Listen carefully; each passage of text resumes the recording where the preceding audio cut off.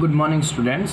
SST 7th class जिसमें history का हम हमारा चैप्टर कर रहे हैं थर्ड, और इस थर्ड चैप्टर में हम कुछ टॉपिक्स पढ़ चुके हैं जो दिल्ली के सुल्तान हुए हैं उनके बारे में कि किस तरह से वहाँ पर सुल्तानों का आगमन हुआ, और रजिया बेगम जो है उनके बारे में पढ़ा। थोड़ा सा इल्तुतमिश के बारे में हमें जानकारी मिली। फिर ये भी पता चला कि इस समय में जो किताबें वगैरह लिखने का जो काम था और जो नगर स्थापत्य कला थी उसको भी थोड़ा सा बढ़ावा मिला। आगे उस टॉपिक को बढ़ाते हुए आज हमारा टॉपिक रहेगा ये है दिल्ली सल्तनत का विस्तार, कि जो दिल्ली सल्तनत थी उसका विस्तार कैसे हुआ गैरिसन शहर से साम्राज्य तक। गैरिसन शहर, देखो क्या वर्ड है गैरिसन शहर। गैरिसन शहर उस जगह को कहा जाता था जहाँ पर किलेबंदी करके, मतलब एक किला बना के, एक किला बंद मतलब अंदर उसके महल वगैरह बनाने रहने का जगह करके, और जहाँ पर सैनिक, वहाँ पर फिर सैनिक लोग रहते थे, उसको क्या कहते थे, उसको गैरिसन कहते थे। तो इस गैरिसन से एक बड़े साम्राज्य का विस्तार कैसे हुआ वो इसमें दिया जा रहा है। 13वीं शताब्दी के आरंभिक वर्षों में दिल्ली के सुल्तानों का शासन गैरिसनों के निवास के लिए बने मजबूत किलेबंद शहरों से पूरे परे शायद ही कभी फैला हो। मतलब यहाँ ये कहना चाहते हैं कि जो 13वीं शताब्दी थी ना, वहाँ पर जो सुल्तानों का शासन होता था वो उनकी जो सेना की जो टुकड़ियाँ जहाँ पर रहती थी उसके वहीं तक था, उससे ज़्यादा बाहर तक नहीं फैला। शहरों से संबंध लेकिन उनसे दूर भीतरी प्रदेशों पर उनका नियंत्रण न के बराबर था। मतलब अगर बात की जाए ना तो इनका जो सिस्टम था वो सिर्फ इन्हीं के आसपास के एरिया में था। दूर तक जो भीतरी प्रदेश थे, मतलब जो शहर या बंदरगाह के आसपास का इलाका था दूर दूर का, वहाँ पर इनका कोई कब्जा नहीं था, वहाँ पर कोई नियंत्रण नहीं था। और इसलिए उन्हें आवश्यक सामग्री, रसद आदि के लिए व्यापार, कर या लूट मार पर ही निर्भर रहना पड़ता था। मतलब उनको जो ज़रूरत की चीज़ें होती थी उसके लिए क्या करते थे, वो व्यापार करते या फिर कर लगाते आसपास के चीज़ों पर, या फिर लूट मार पर ज़्यादा निर्भर रहना पड़ता था। दिल्ली से सुदूर बंगाल और सिंध के गैरिसन शहरों का नियंत्रण बहुत ही कठिन था। मतलब अगर दिल्ली से दूर, देखो बंगाल और सिंध जो है, अगर देखो यहाँ ये बंगाल का एरिया यहाँ पर आकर जाकर बंगाल की खाड़ी है, देखो ये बंगाल का एरिया आ जाता है, और ये मतलब आगे सिंध हो गया, तो दिल्ली यहाँ होगी। अब इतनी दोनों जगह अपना नियंत्रण रख पाना बहुत ही मुश्किल था। बगावत, युद्ध, यहाँ तक कि खराब मौसम से भी उनसे संपर्क के नाजुक सूत्र छिन भिन हो जाते थे। अब मतलब जो भी यहाँ पर इतनी दूर दूर तक अपना नियंत्रण करने की कोशिश करता ना, उसको समस्या बड़ी आती थी। एक तो इतनी दूर का एरिया हो गया, संपर्क नहीं रहता था, और थोड़ा सा संपर्क टूटा बगावत शुरू हो जाती थी, लोग बगावत के लिए खड़े हो जाते थे। तो इस तरह की सिचुएशन बनी हुई थी वहाँ पर। और उसके बाद क्या कहता है कि मौसम जो है वो भी एक अड़चन बना हुआ था। शासन को अफगानिस्तान से आने वाले हमलावरों और उन सूबेदारों से बराबर चुनौतियां मिलती रहती थी। मतलब जो शासन दिल्ली से बैठकर इतनी दूर दूर शासन करने की सोच रहा होता था ना, उसको चुनौती कहाँ से मिलती थी, अफगानिस्तान के एरिया से मिलती थी। वहाँ के जो हमलावर थे और जो सूबेदार थे वो उनको चुनौती देते थे। जो जरा सी कमजोरी का, मतलब जरा सी राजा की कमजोरी, जो भी सुल्तान होता था उसकी कमजोरी हाथ लगते ही अपने मतलब बगावत शुरू कर देता था। इसका विस्तार हुआ कब हुआ? गयासुद्दीन बलबन, अलाउद्दीन खिलजी और मोहम्मद तुगलक के राजकाल में। इनके राजकाल में इसका थोड़ा सा विस्तार हो पाया। सल्तनत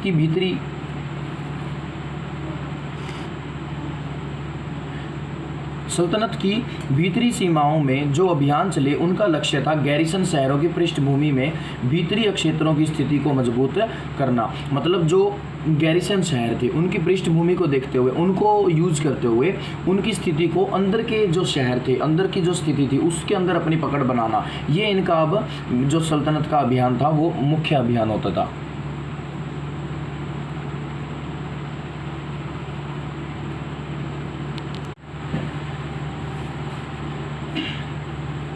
आगे कहता है इन अभियानों के दौरान गंगा यमुना के दोआब से जंगलों को साफ कर दिया गया। मतलब गंगा यमुना, दोआब आपको बताया हुआ है शायद उसमें वर्ड ट्रांसलेशन में, फिर भी मैं बता देता हूँ दोआब क्या है। देखो दोआब होता है जैसे दो नदियाँ हो गई। यहाँ पे अब एक बार मैप में देखिए, जैसे ये ब्लू कलर की जो लाइन है ये नदियों को शो करती हैं, और इसमें जो नदियाँ दिखाई गई हैं वो देखिए, मैं आपको थोड़ा सा जूम करके यहाँ से थोड़ा समझाने की कोशिश कर देता हूँ।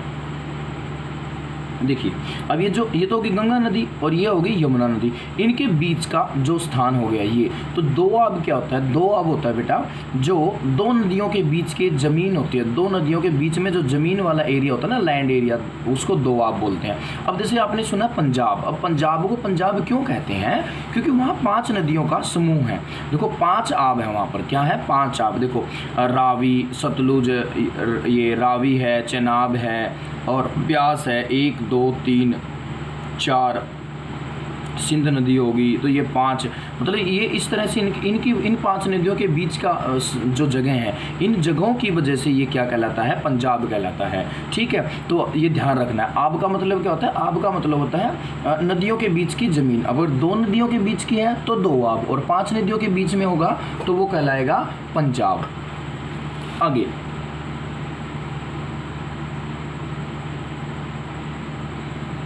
तो ये कहना चाहते हैं कि जो ये अभियान चलाए गए, कैसे अभियान, भीतरी सीमाओं का विस्तार जो किया जा रहा था उसके दौरान क्या किया गया, उसके दौरान जो गंगा और यमुना के बीच में जो दोआब थे उसको साफ कर दिया गया, जंगल वगैरह जो थे, और शिकारी और जो संग्राहक थे और जो चरवाहे थे उनके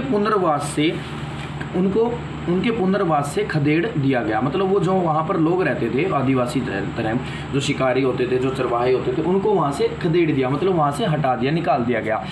वह ज़मीन किसानों को दे दी और कृषि कार्य को प्रोत्साहन दिया गया। मतलब क्यों दिया गया, ताकि क्योंकि खेती जो है, खेती एक ऐसी, उस समय में खेती से बहुत सारा धन इकट्ठा होता था, टैक्स लगाया जाता था खेती के ऊपर, इस वजह से अब वो ज़मीन साफ करवा के किनको दे दी, किसानों को दे दी गई, और कृषि कार्य को प्रोत्साहन दिया गया। व्यापार मार्गों की सुरक्षा और क्षेत्रीय व्यापार की उन्नति की खातिर नए किले और शहर बनाए और बसाए गए। अब नए नए शहर बसाए जाने लगे, ताकि जिससे क्या हो, व्यापार में उन्नति हो। और अब व्यापारियों को सुरक्षा भी देनी है, तो उसके लिए व्यापार मार्गों की सुरक्षा बढ़ाई गई।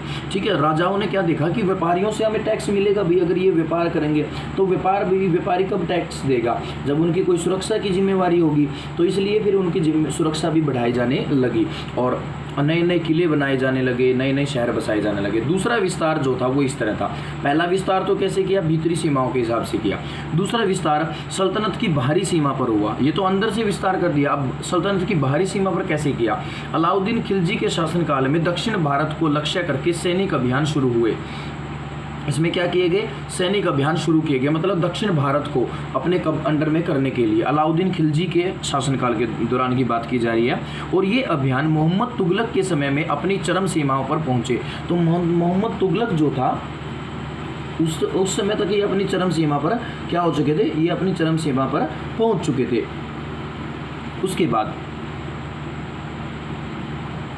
इसमें कहता है कि अब देखो जो अलाउद्दीन खिलजी का जिक्र किया गया, ये 1296 से 1316 ईस्वी तक, 1296 से 1316 ईस्वी तक जो था इसका राज रहा है अलाउद्दीन खिलजी का। इसने मतलब जो दक्षिण की तरफ अपना प्रचार शुरू किया था, दक्षिण की तरफ इसने अपना प्रचार शुरू किया। और इसने टैक्स के अंदर क्या किया था, देखो मैं टैक्स का थोड़ा सा, अलाउद्दीन खिलजी का जब जिक्र आया तो मैं बता देता हूँ। इसने क्या किया, इसने जो लूट का धन होता था, मतलब जो लूट के धन लाया जाएगा, वो उस पर सुल्तान का हिस्सा पहले तो 1/4 होता था, 1/4 होता था।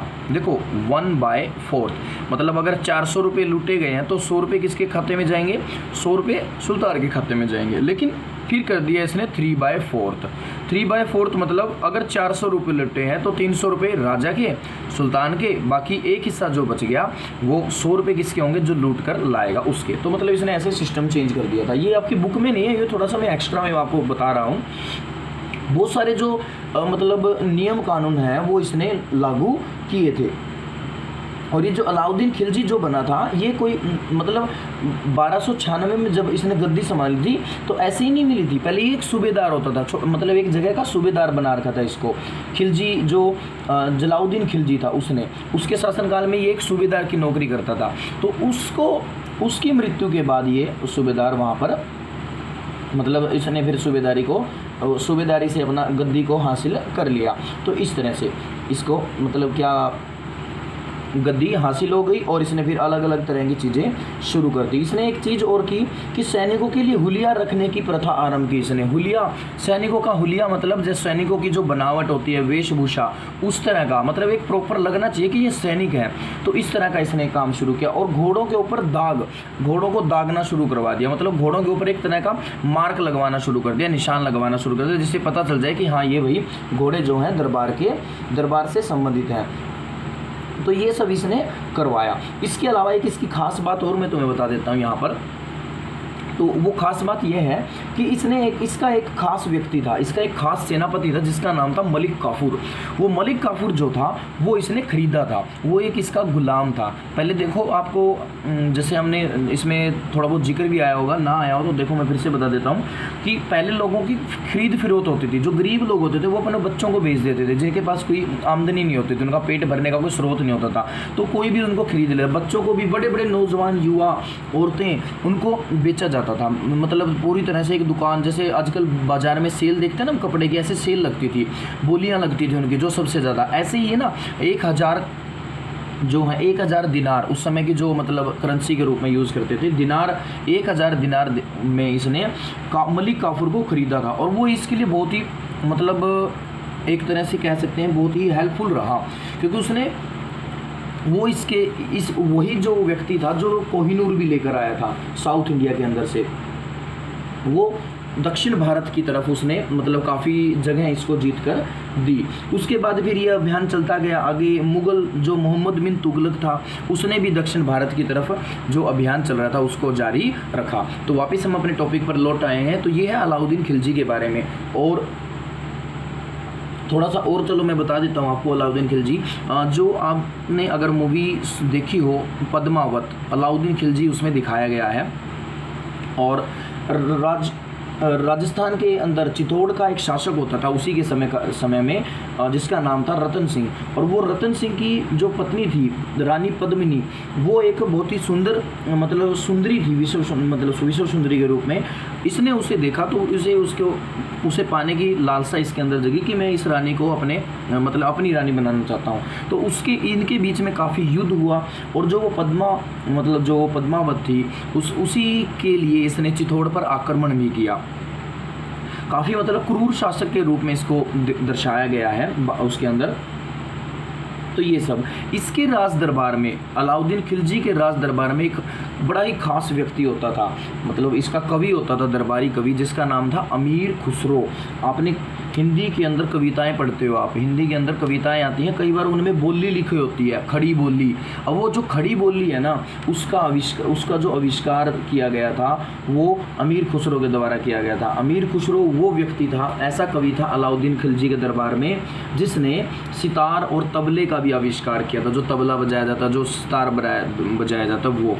तो ये थे अलाउद्दीन खिलजी। और इसके अंदर जो थोड़े से और इससे रिलेटेड जो आपकी बुक्स के अंदर थोड़ा बहुत दिया होगा उससे रिलेटेड वो एक्स्ट्रा बातें। एक चीज़ यहाँ पे ज़रूर याद रखना कि अमीर खुसरो, जिसका आगे आप बहुत जगह पर नाम सुनने को मिल सकता है, तो हिंदी के अंदर भी सुनने को मिलेगा, तो ध्यान रखना वो किसके दरबार में कवि था, वो अलाउद्दीन खिलजी के दरबार में कवि था। आगे अब हमारे टॉपिक पे आ जाते हैं। तो इस अभियान को किसने आगे जारी रखा के समय में अपनी चरम सीमा पर पहुंचे। इन अभियानों में सल्तनत की सेनाओं ने हाथी, घोड़े, गुलाम और मूल्यवान धातु अपने कब्जे में ले ली। मतलब जहाँ पर भी जाते थे, अब जंगलों को साफ करवाया जाता था या जहाँ पर जीत हासिल करते थे वहाँ से हाथी घोड़े जीतते, गुलाम लेकर आते, मूल्यवान धातु जो थी वो सब लेकर आते। दिल्ली सल्तनत की सेनाओं की शुरुआत अपेक्षाकृत कमज़ोर थी। मतलब जो शुरुआत हुई थी ना दिल्ली सेनाओं की, वो अपेक्षाकृत क्या थी, वो कमज़ोर थी। मतलब इतनी ज़्यादा जितनी ज़रूरत थी ना उतनी ज़्यादा ताकत उनके अंदर नहीं थी, मतलब थोड़ा काम कच्चा ही था इनका। मगर 150 वर्ष बाद मुग़ल मोहम्मद तुगलक के राज्यकाल के अंत तक इस उपमहाद्वीप का एक विशाल क्षेत्र इसके युद्ध अभियान के अंतर्गत आ चुका था। मतलब जो ये युद्ध अभियान चला रहे थे ना साउथ की तरफ, कहीं पर अपनी टुकड़ी भेज दी युद्ध जीतने के लिए, कभी कहीं पर भेज दी, तो उन सब की वजह से अब इनका बाद में मतलब ये कह सकते हैं कि जो ये मोहम्मद तुगलक था, इसके अंत तक ये थोड़े से मजबूत हो गए थे और इन्होंने बहुत जगहों पर बहुत सारे शत्रुओं को हरा दिया था, परास्त किया और शहरों पर कब्जा कर लिया। इसके सूबेदार और प्रशासक मुकदमों में फैसले सुनाते थे और साथ ही किसानों से कर वसूलते थे। मतलब जो इसके सूबेदार होते थे और जो प्रशासक होते थे इनके अंडर में, वो क्या करते थे, मुकदमों में फैसले सुनाते थे, जो फैसला सुनाया जाता था किसी तरह का, और किसानों से टैक्स लेते थे। लेकिन इतने विशाल क्षेत्र पर इनका नियंत्रण किस सीमा तक और कितना प्रभावी था। अब सोचने की बात है कि भाई इतनी बड़ी एक सिंपल सी बात है, इतने बड़े एरिया के ऊपर इन्होंने राज करना शुरू तो कर दिया, क्या वो टिक पाएगा? मुश्किल है ना, वो सारा अच्छे से नहीं हैंडल हो पा रहा था। ये वो एक मैप दिया गया है, देखो सैनिक अभियानों से जुड़ा हुआ, ये जितनी भी एरोज गई हैं तो ये दिल्ली से एरो जाने लग रही है, अलग अलग जगहों पर ये सैनिक जो अभियान है ये इसमें दर्शाए गए हैं। देखो 1299, अब 1299 में राज किसका था? अभी मैंने आपको बताया अलाउद्दीन खिलजी, ठीक है। तो ये जो अलाउद्दीन खिलजी है इसके द्वारा ये अभियान शुरू किए गए। इस तरह से आगे बढ़ते बढ़ते फिर इसने फिर एक 1303 में चित्तौड़ के ऊपर, जो मैंने अभी बताया चित्तौड़ के बारे में आपको बताया था, वो मतलब जो नाम बताया था आपको, रतन सिंह जो राजा हुए हैं चित्तौड़ के, उनके ऊपर हमला किया इन्होंने। और रणथंभौर जो जगह है उसको भी अपने कब्जे में लेने के लिए उसके ऊपर भी आक्रमण किया गया। और अलग अलग जगहों पर देखो, ये वारंगल है, मतलब साउथ इंडिया के अंदर तंजावुर है, तो अलग अलग जगहों पर यहाँ पर हमले किए गए। ये देवगिरी का यहाँ जिक्र आता है, जो ये देवगिरी का आक्रमण है ये भी इसके द्वारा करवाया, मतलब इसी के अलाउद्दीन खिलजी के ही नेतृत्व में किया गया था। तो अलग अलग युद्ध वगैरह जो है लड़े गए हैं और उसको फिर आगे भी बढ़ाया गया है। मतलब क्षेत्र का दिल्ली से पूरे दक्षिण, मतलब दिल्ली छोटी सी जगह पे जहाँ राज होता था उसको बढ़ाया जा रहा था। आगे देखते हैं इसमें क्या दिया हुआ है। कुछ यहाँ पर तस्वीरें दी गई हैं, पिक्चर्स दी गई हैं और उससे रिलेटेड यहाँ पर वर्ड भी हैं, जैसे मस्जिद वर्ड है। ये अगर देखा जाए ध्यान से आप इसको देखोगे तो ये 12वीं सदी, यहाँ पर देखिए इसके बारे में लिखा हुआ चित्र नंबर 2। तो जो चित्र नंबर 2 है यहाँ पर, उसमें कहता है कि 12वीं सदी के आखिरी दशक में बनी कुव्वत उल इस्लाम मस्जिद, कुव्वत अल इस्लाम मस्जिद तथा उसकी मीनारें, ये उसकी मीनारें वगैरह हैं और ये कुव्वत उल मस्जिद है दिल्ली के।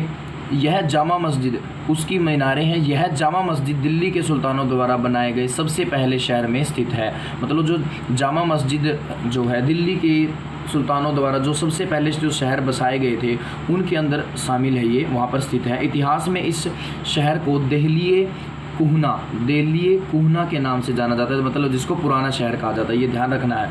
मस्जिद का इल्तुतमिश और अलाउद्दीन खिलजी ने विस्तार किया। मीनार 3 सुल्तानों कुतुबुद्दीन ऐबक, इल्तुतमिश और फिरोज शाह तुगलक द्वारा बनाई गई थी। देखो अब यहाँ पर एक मेन जो चीज़ है वो मैं बता देता हूँ। ये जो कुतुब मीनार यहाँ पर ये जो स्थित है, इसकी जो शुरुआत की थी वो कुतुबुद्दीन ऐबक के द्वारा शुरू की गई थी, कुतुबुद्दीन ऐबक के द्वारा, ठीक है। उसके बाद फिर उसने एक ही मंजिल बनवाई थी, शुरुआत कर दी थी। उसके बाद इल्तुतमिश ने इसको पूरा करवाया था। फिर इसको और आगे जो इस एरिया को जो बढ़ाया गया वो उसमें जो है फिरोज शाह तुगलक जो हुए हैं 1351 से 1388 के बीच में जो हुए हैं। अब ये जो मोहम्मद बिन तुगलक था, ये मोहम्मद बिन तुगलक की जब मृत्यु हो गई, जो हम पीछे पढ़ के आए हैं मोहम्मद बिन तुगलक, उसकी मृत्यु के बाद दिल्ली का जो सुल्तान बना था वो था फिरोज शाह तुगलक। तो ये वो राजा था।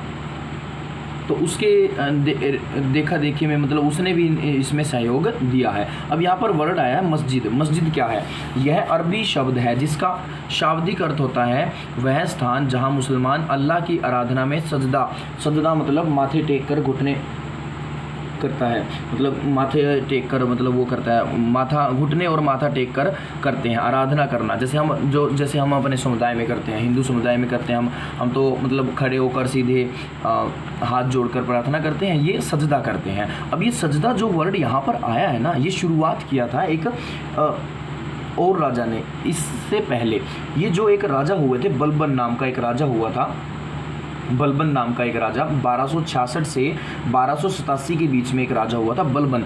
उसने शुरू किया था सजदा, मतलब वो जब दरबार में आता था ना तब उस सभी लोग उसके सामने सजदा करते थे, मतलब झुकते थे उसके सामने। तो ये उसने शुरू किया था। उसने 2-3 चीज़ें शुरुआत की थी। एक तो तो इसको यहाँ पर सजदा लिखा गया है, उसने मतलब कई जगह पे सिजदा भी लिखा मिल जाएगा आपको, तो सिजदा या सजदा एक ही बात है। तो सजदा उसने शुरू किया था। उसके अलावा उसने एक पाबोस की रीत थी, जो पाबोस की रीति होती थी वो शुरू किया। पाबोस की रीति क्या थी कि जो लोग होंगे वो सुल्तान के पैरों को चूमेंगे। पाबोस और सजदा ये दोनों किसने शुरू किए? बलबन ने। तो ये देखो आप राइट भी कर सकते हो यहाँ पर, बलबन मतलब ये किसने शुरू किया था? बलबन ने शुरू किया था। और बलबन का जो शासनकाल था वो कब था बेटा? वो था 1266 से लेकर 1287 के बीच में था। मतलब जो हम अभी पढ़ रहे हैं, ये जो अभी हमने पढ़ कर आए हैं टॉपिक्स, उनसे काफ़ी साल पहले की बात है। तो सजदा उसकी देन थी। उसने एक चीज़ और दी थी, एक दी थी पाबोस। क्या दिया था? पाबोस। पाबोस क्या होता था? पाबोस होता था कि जो राजा होगा, जो सुल्तान आएगा, जो वो दरबार में आएगा ना, तो लोग उसके पाँव चूमेंगे। अपने आप कई बार जो राजाओं से, जो खासकर जो इस्लामिक मूवीज़ होती हैं जिनमें इस्लामिक राजाई दिखाए जाते हैं, उनमें देख सकते हो ऐसे ऐसे सीन दिखाए जाते हैं। तो चलिए वापस हमारे टॉपिक के बारे में अब बात करते हैं। ये तो हमें पता चलेगा कि सजदा कौन लेकर आया, ठीक है। अब जामा मस्जिद या मस्जिद जामी वह मस्जिद होती है जहां इनके मुसलमान एकत्रित होकर एक साथ नमाज पढ़ते हैं।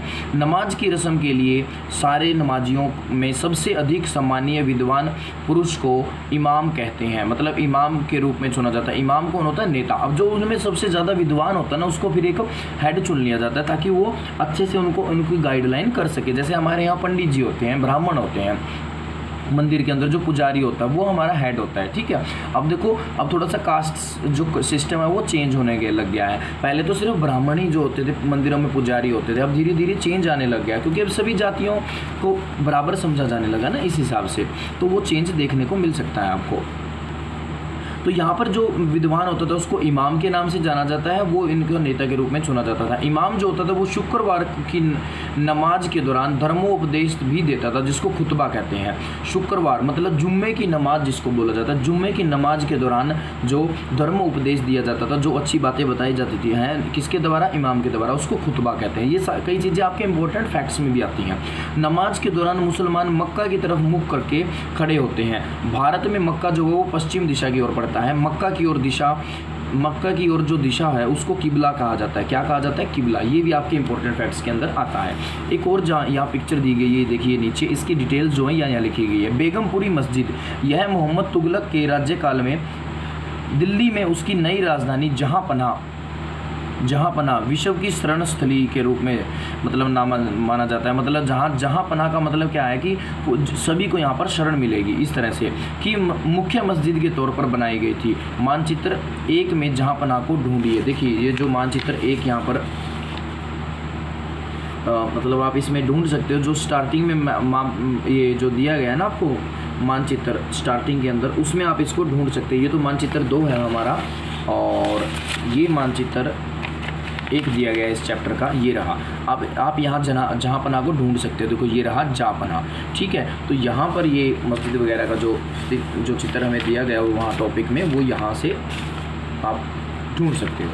उसके बाद जो हमारा इसमें बताया गया है, कुछ और बातें बताई गई है। दिल्ली के सुल्तानों ने सारे उपमहाद्वीपों के अनेक शहरों में मस्जिदें बनवाई। मतलब जो दिल्ली के सुल्तान थे ना, उन्होंने सिर्फ दिल्ली के अंदर ही नहीं, वो रहते दिल्ली में थे, लेकिन उनका अब देखो धीरे धीरे क्या हो रहा था, धीरे धीरे प्रचार हो रहा था, विस्तार हो रहा था साम्राज्य का। तो उन्होंने बहुत सारे शहरों में बहुत सारी ये मतलब बनवाई, मस्जिदें वगैरह बनवाई, और इस्लाम के रक्षक होने के दावे को बल मिलता गया। अब इससे क्या हुआ? इससे जो मुसलमान थे और इस्लाम के जो रक्षक थे वो उससे इनको बढ़ावा मिलता था। समान आचार संहिता और आस्था का पालन करने वाले श्रद्धालुओं के परस्पर एक समुदाय से जुड़े होने का बोध उत्पन्न करने में भी मस्जिदें सहायक थी। मतलब समान आचार संहिता, सभी में एक जैसी समानता को प्रकट करने के लिए भी ये बनाई जाती थी। एक समुदाय का अंग होने के बोध को प्रबल करना जरूरी था, क्योंकि मुसलमान अनेक भिन्न भिन्न प्रकार की पृष्ठभूमियों से आते थे। अब देखो मुसलमान जो थे वो अलग अलग जगह से आते थे, अब उनको एक जैसा बोध, उनके अंदर समानता का भाव प्रकट करने के लिए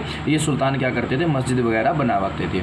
एक यहाँ पर मस्जिद और दी गई है, मोठ की मस्जिद का यहाँ जिक्र किया गया है, जिसकी सिकंदर लोधी, जो लोधी वंश हुआ था, इस लोधी वंश की शुरुआत तो की थी बहलोल लोधी ने, लेकिन उसके बाद जो सिकंदर बना था वो था सुल्तान सिकंदर शाह के नाम से भी जाना जाता था, जिसकी माता एक हिंदू थी, और ये हिंदू माता का पुत्र था जिसकी माता का नाम था जयबंद। तो सिकंदर लोधी जो था वो, इसका जो शासनकाल था वो था 1489 से 1517 तक, मतलब वो काफ़ी लंबा टाइम इसने निकाला है यहाँ पर। तो ये उसका वो है। और इसने एक ख़ास बात इसकी मैं बता देता हूँ सिकंदर लोधी की, तुमने एक मेज़रमेंट के अंदर जैसे तुम लेंथ करते हो, ब्रेथ पढ़ते हो, लंबाई चौड़ाई, ठीक है, फुट पढ़ते हो, 4 फुट 3 फुट, एक गज होता है, एक होता है सिकंदर लोधी से जुड़ा हुआ जो वर्ड है वो है गज। गज का मतलब क्या होता है, एक तो होता है गज, गज का मतलब हाथी, और ये होता है गज। गज देखो साउंड में देखो ज की साउंड आएगी, ठीक है, डॉट लगा होता है इसके नीचे। तो ये जो गज होता है इससे ज़मीन मापी जाती है, गज। जैसे आपके जो जिस मकान में आप रहते होगे, अपने पेरेंट्स से पूछना वो कितने गज का, तो वो बताएंगे ये 150 गज का है, 50 गज का है, 300 गज का है, मतलब कुछ ना कुछ जो मिलेगा वो गज मिलेगा। तो ये गज जो ज़मीन मापने की जो पद्धति है ये किसने दी थी, ये सिकंदर लोधी ने दी थी, ठीक है। तो ये आप थोड़ा सा इम्पोर्टेंट है, ध्यान रखना है। तो और इसी के द्वारा ये मस्जिद बनवाई गई है जिसको मोठ की मस्जिद कहा जाता है। तो ये इसके बारे में बताया गया है।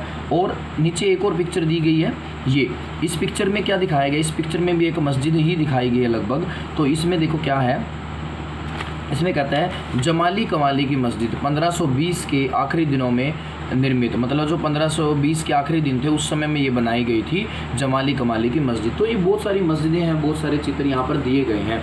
उसके बाद जो हम पढ़ेंगे टॉपिक वो रहेगा खिलजी और तुगलक वंश के अंतर्गत प्रशासन और समेकन। समेकन का मतलब क्या होता है, एकीकरण, मतलब सब एकजुटता लाने का क्या काम किया गया, नज़दीक से एक नज़र। तो इस टॉपिक के बारे में जो हम पढ़ेंगे वो नेक्स्ट टाइम पढ़ेंगे बेटा, और उस टाइम ये कोशिश की जाएगी कि आपको ये पूरा टॉपिक भी पढ़ा दिया जाए। तो यहाँ पर एक चीज़ मैं आपको आज ही करवा देता हूँ,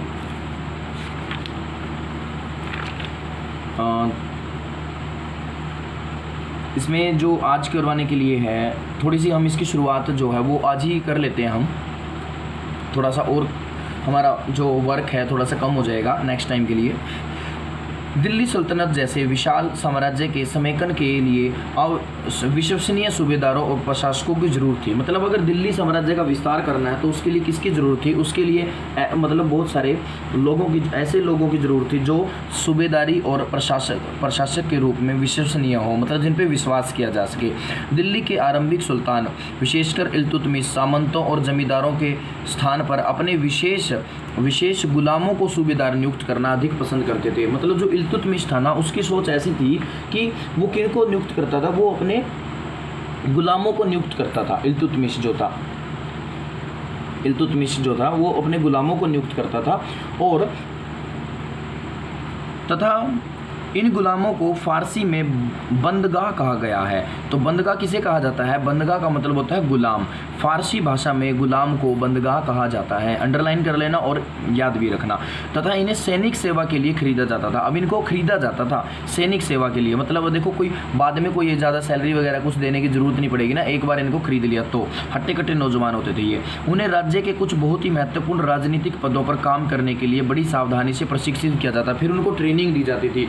राज्य के जो बड़े बड़े इंपॉर्टेंट जो पद होते थे, जो पोस्ट होती थी, उन पे काम करने के लिए। वे चूँकि पूरी तरह अपने मालिक पर निर्भर होते थे, इसलिए सुल्तान भी विश्वास करके उन पर निर्भर हो सकते थे। मतलब अब ये गुलाम जो है ये खरीदे गए थे, ये कहीं भी नहीं जा सकते थे, ये टोटली डिपेंड किसके ऊपर थे, अपने मालिक के ऊपर डिपेंड थे, सुल्तान के ऊपर डिपेंड थे। तो इस वजह से राजा जो है इनके ऊपर विश्वास कर सकता था, राजा इनके ऊपर निर्भर रहता था।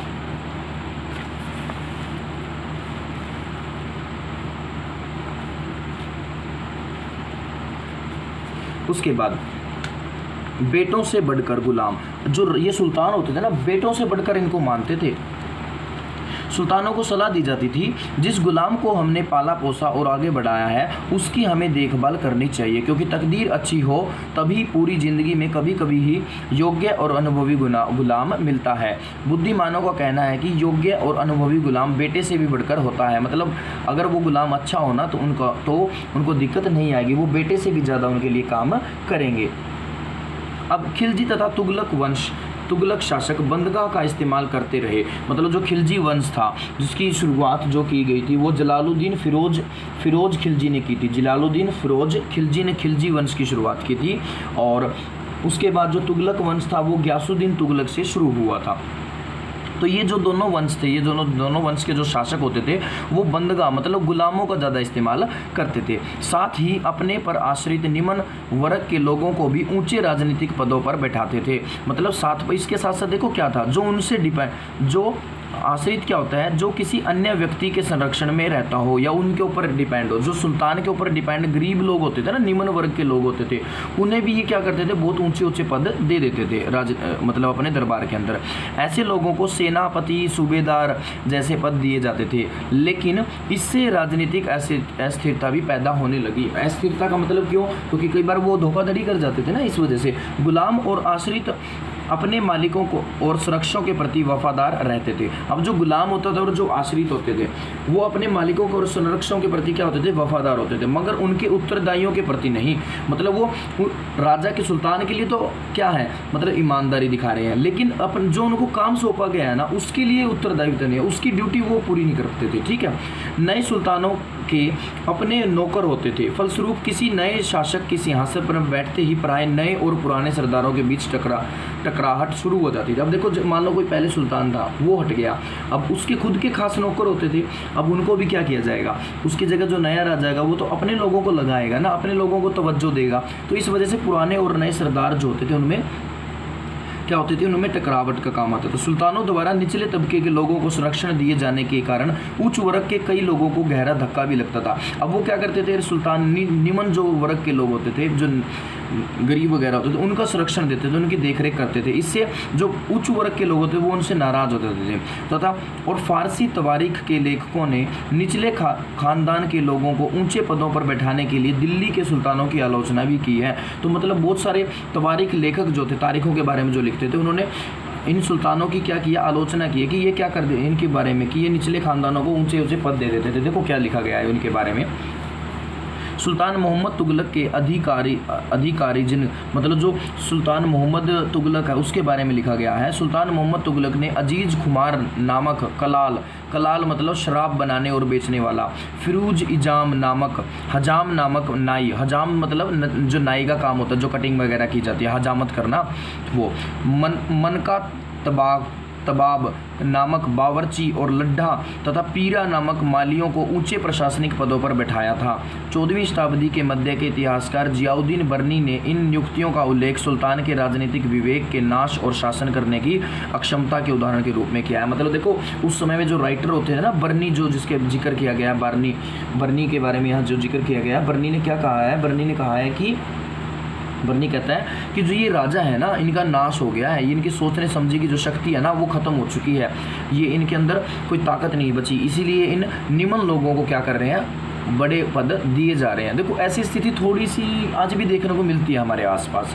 आज भी देखो जो बड़े बड़े पद हैं उन पर पैसे वालों को ज़्यादा तवज्जो दी जाती है। गरीब लोग अगर उनके ऊपर आ जाते हैं, उन पदों पर उनको नियुक्त कर भी दिया जाता है तो टिकने नहीं दिया जाता।